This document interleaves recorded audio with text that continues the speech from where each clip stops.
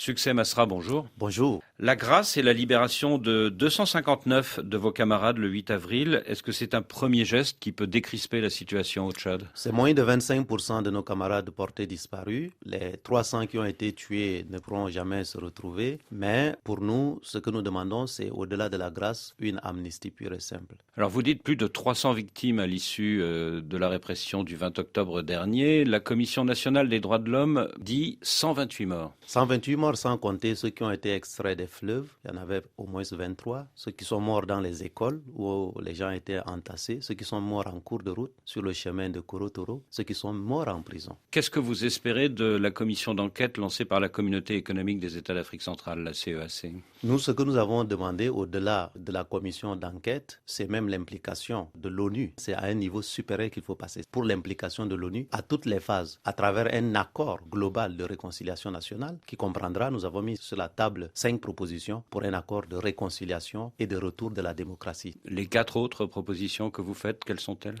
D'abord, le principe de l'implication des Nations Unies jusqu'au processus même électoral, jusqu'à la certification des résultats. Ça s'est fait dans d'autres pays comme la Côte d'Ivoire quand il y avait une crise majeure. C'est le cas au Tchad aujourd'hui. Ensuite, c'est de mettre en place un comité bipartisan avec la junte et ses alliés d'un côté et tous les autres qui n'ont pas été impliqués, que ce soit des civils ou des politico-armés, de sorte à ce que nous effectuions une relecture des conclusions insuffisantes du dialogue, une relecture du futur projet de constitution qui va être soumise à référendum. Ça, c'est un point majeur. Et un dernier point qui nous semble aussi très important, c'est mettre en place une commission vérité, justice, réparation, réconciliation nationale qui peut être pilotée par des acteurs, par exemple les 3 chefs religieux et des acteurs d'une certaine crédibilité et honorabilité. Si nous voulons bâtir un Tchad de demain sur ces 2 jambes, il faut que ces éléments soient au rendez-vous. Parce qu'aujourd'hui, l'exclusion est telle que le 20 octobre, l'essentiel de ceux qui ont été arrêtés, torturés, tués ou pourchassés sont des chrétiens ou venant du sud du pays. Avec un gouvernement dont les chefs des 3 pouvoirs exécutifs sont musulmans. Les principaux ministres le sont. 90% des gouverneurs, 100% des commissaires, 90% des préfets. Eh bien, tout ça montre bien qu'on a créé objectivement les conditions de 2 Tchads qui se regardent en chien de faïence. Nous travaillons à les réconcilier. Donc, ces propositions que nous mettons sur la table, tous ces éléments-là vont réconcilier les Tchadiens. Et ça nous semble pertinent comme proposition à mettre sur la table si nous voulons aller dans le sens de la réconciliation nationale.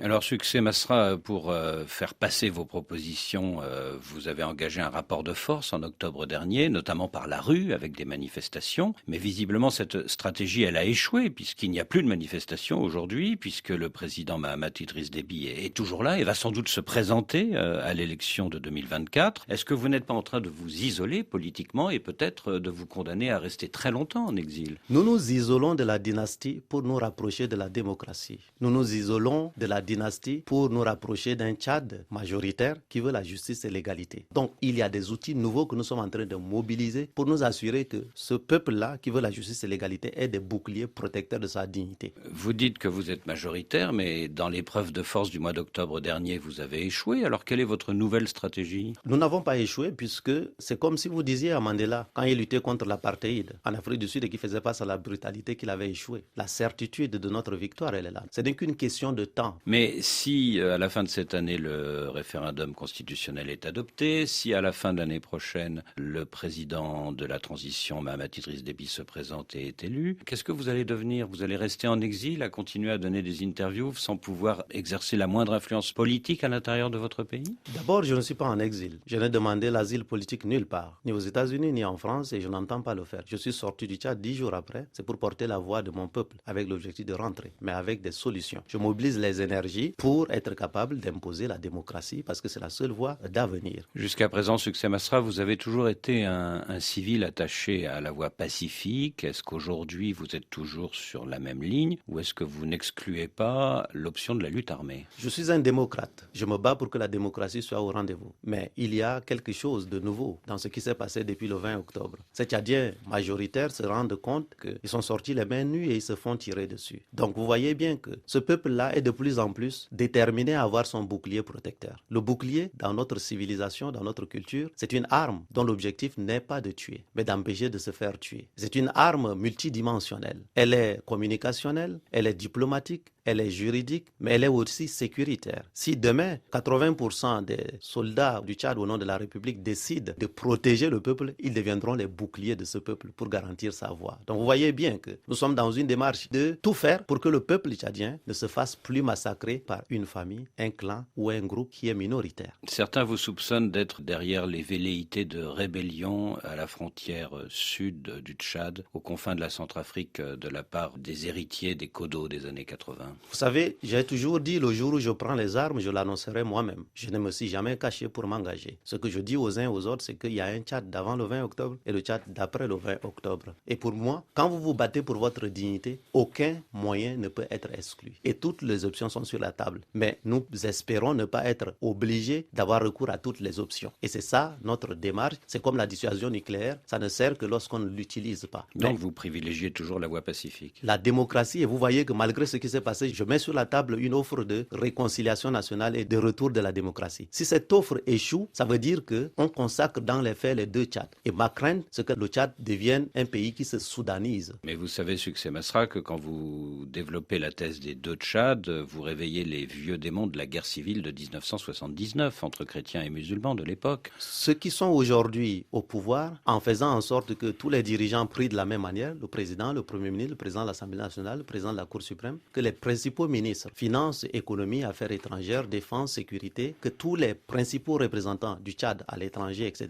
soient tous issus d'une seule partie du pays, que les principaux gouverneurs du Tchad soient d'une seule partie du pays, et en massacrant des Tchadiens dont les patronymes, les endroits où ils sont enterrés, montrent bien qu'ils viennent d'une partie du pays, c'est eux qui divisent le Tchad. Nous, notre ambition, c'est de réconcilier ces deux Tchads avec des propositions concrètes, ticket présidentiel, élection des gouverneurs, démocratie plutôt que dynastie. Si nous nous retrouvons sur ce point-là, nous sommes convaincus que l'avenir du Tchad sera un avenir radieux. Alors cette proposition d'une réconciliation que vous lancez, elle se nourrit de l'espoir pour vous de rentrer au Tchad d'ici la fin de l'année pour mener campagne pour la présidentielle de l'année prochaine, par exemple? Je suis sac au dos. Demain matin, s'il y a un accord de réconciliation véritable et sincère avec les mécanismes, y compris onusiens et l'implication des différents partenaires, je pense notamment à la France, aux États-Unis, au Qatar qui ont été impliqués, mais l'Union africaine, Saint-Egidio, la CEAC, l'ensemble de ces acteurs-là, nous trouvons une solution. Ce dont je vous parle est sur la table de l'ONU, sur la table des différents partenaires. Je suis à Paris, j'aurai l'occasion sans doute d'en parler avec les autorités. Ici, je parle à l'ensemble des acteurs, y compris sur le continent africain, de manière à ce que nous trouvons une solution. Et si, à l'issue de vos discussions avec notamment vos interlocuteurs français cette semaine à Paris, notamment les conseillers présidentiels autour d'Emmanuel Macron, vous trouviez un point de convergence avec N'Djamena, est-ce qu'on pourrait imaginer que vous puissiez rentrer au Tchad et que vous acceptiez de vous présenter à la présidentielle de l'an prochain face à Mahamat Idriss Déby, à condition bien sûr que cette élection présidentielle soit certifiée par l'ONU comme en Côte d'Ivoire en 2010? La France a offert son prestige pour justifier cette transition avec la promesse qu'elle tiendra sur 18 mois et qu'elle ne soutiendra pas un plan de succession dynastique. Et Mahamat s'est engagé sur ces éléments, ne les a pas respectés. Mais malgré cela, nous avons dit qu'il peut faire l'objet de ce qu'on appelle une éligibilité encadrée, c'est-à-dire si les conditions, avec l'implication de l'ONU, y compris la certification des résultats et tous les aspects sécuritaires et tout ça sont garantis, eh bien, le meilleur ira pour gagner. Et dans cette hypothèse, vous ne demanderez pas à Mahamat Idriss Déby de renoncer à être candidat? C'est ce que nous avons introduit, que nous avons appelé l'éligibilité encadrée. C'est de faire en sorte que ceux qui seront candidats n'aient pas tous les leviers du pouvoir et donc ne truquent pas les résultats demain.